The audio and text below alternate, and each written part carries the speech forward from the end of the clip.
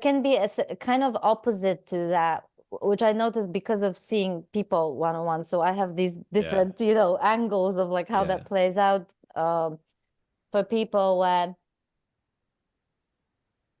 um there's such a obsession with digging for things. Like, Mm. I need to find that shadow. I need to find what else is there. I need to find whatever. Mm. And again, there's nothing, I'm not saying there's anything wrong with that, but sometimes it can get so tricky that that obsession is actually avoidance. You know what I mean? Yeah. Because you're actually so continuously looking for something away Mm. or somewhere that you miss what's here already evident, like Yeah. shame. So let's say you're experiencing shame is arising, and rather than allowing yourself to feel that shame, you'll go Yeah. searching for why you feel shame. You know what I mean? Yeah. Like, let me just be, I'm so curious.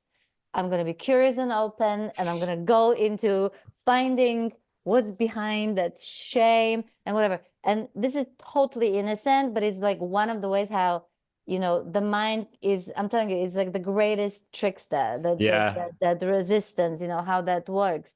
That it can even turn something that on the surface looks like a really good idea, like makes sense, right? Yeah. And Yeah. actually that's actually avoiding the shame, that's Yeah. actually avoiding the experience of shame, which is probably one of the hardest ones to feel, so I Oh, for get that as sure. Yeah. well. Yeah. It Yeah. comes up so much as well. Is this like looking for the emotion work? Like I get that so much as well. It's like Yeah. someone will be sitting in frustration, maybe. Like that's a big one that comes up. Hmm. Like sitting with frustration, being like, I don't know where the emotion work is. I'm never. Oh, and it's shame as well. Often as well. It's like I'm never going to be able to do the emotion work. I'm not good enough to do the emotion.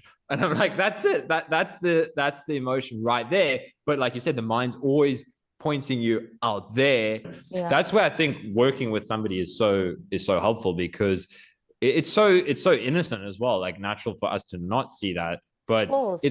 it's so clear for somebody that's gone through it as well. Like that's the beautiful thing of working with someone is like Yeah. I noticed it as well when someone is saying it, it just pops up so clearly. It's like, okay, but what are you not wanting to feel right now? Yeah. So yeah. Yeah, I sometimes feel like I like I don't know like what to even call what I do, but it's like sometimes I feel like calling myself a travel guide because it's like quite literally. It's like I've been to Paris, I've been to these places. I'm Yeah. familiar with this territory. So Yeah. if you're there, I can kind of point you like that's the best cafe is Yeah. that way, or like, this is where you should it's more like that, than anything Yeah. like a or like a co-traveler, that's like been places and can, Yeah. you know.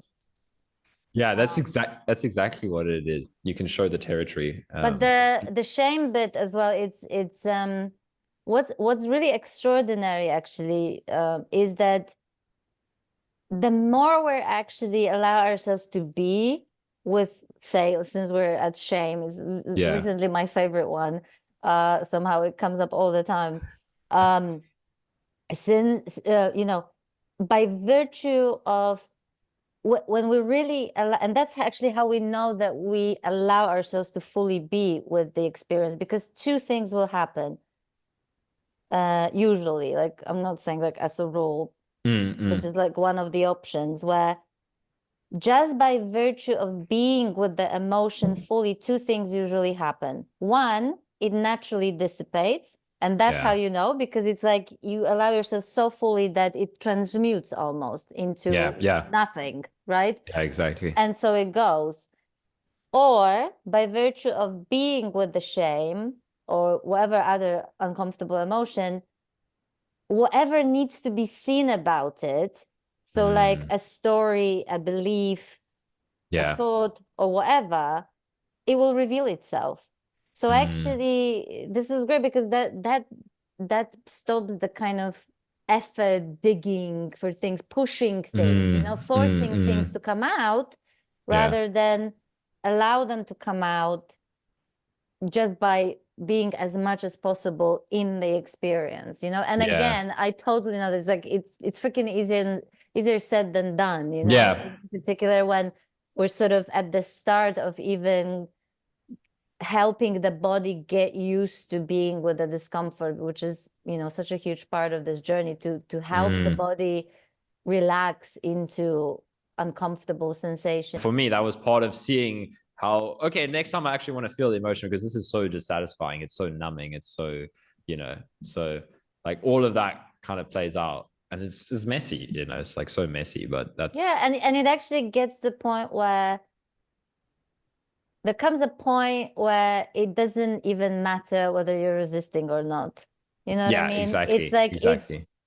there's such a beingness in a reality as it is that whether you resist it or not, it just doesn't even apply. Like it just doesn't, it doesn't even matter, you know?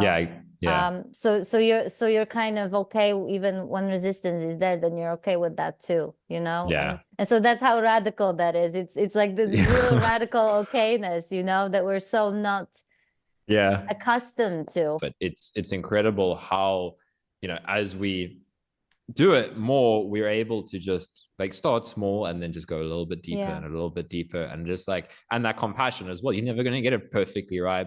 It's a messy process. You're not perfect. You're gonna distract yourself.